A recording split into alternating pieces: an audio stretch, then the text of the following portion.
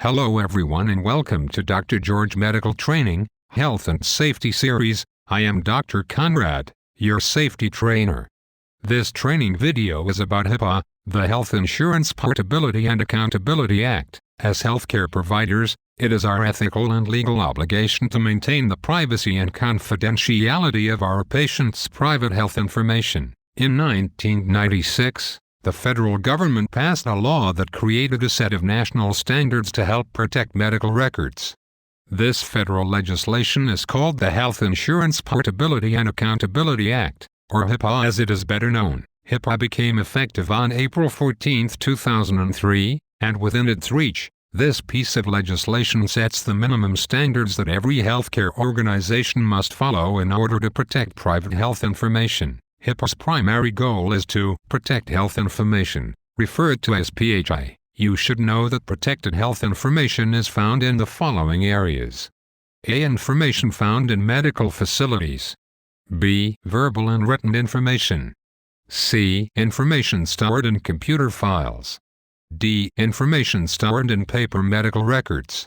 E. Information shared with other facilities, as well as, in F. Insurance companies, legal offices, and other healthcare facilities. As a general rule, every healthcare organization is expected to develop policies and procedures to guide all practices within their operations. Every person who provides care or assistance to patients in that facility is expected to understand and comply with these HIPAA regulations. Failure to comply with HIPAA regulations can be very costly. Organizations or individuals that violate the privacy rules are subject to monetary fines of up to $250,000 and civil and criminal charges of up to 10 years in prison. Also, don't forget the risk of losing your accreditation and the bad reputation of your facility. So, if you are an employer, here is what you need to do administratively. You must 1. Appoint a privacy officer. 2. Develop policies and procedures that guide HIPAA implementation, evaluation, and revision. Include action to be taken if employees violate the policies.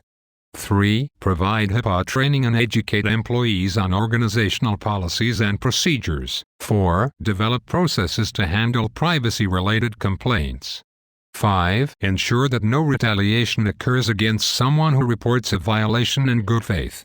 6. Identify the appropriate action to take, in order to minimize any harm in the event that a breach of privacy occurs. And 7. Demonstrate compliance with proper documentation and record-keeping requirements. Remember, as healthcare workers, our responsibility is to respect the confidentiality and private information of every patient. It is also our responsibility to ensure that patient information is only given or disclosed to others who have been legally authorized to have the information. Here is a list of information that needs to be kept private. First, all the information that identifies the individual, such as name, address, date of birth, phone number, social security number, any photographs, charts, test results or other treatment-related information. This would also include physicians' and nurses' notes and billing information. You must know that HIPAA guarantees every patient a number of individual rights, which need to be observed. Here is a list of HIPAA guarantee patient rights. Every patient has the right to privacy. They have the right to confidential use of all their medical records. They have the right to access and amend their own health information. Patients have the right to provide specific authorization to use their health information for other than treatment and billing. In addition, a patient has a right to have her name withheld from a patient's directory or account list. HIPAA also requires that every patient be given a document describing their patient's rights. This document is called the patient's notice. In addition, every patient should be asked to sign an authorization form during their first visit. It is important for you to know that every patient has the right to register a complaint with the federal government and/or your facility if they feel that their privacy has been violated. In order to prevent privacy complaints, you should avoid 1. Discussing a case where other patients or visitors may hear you.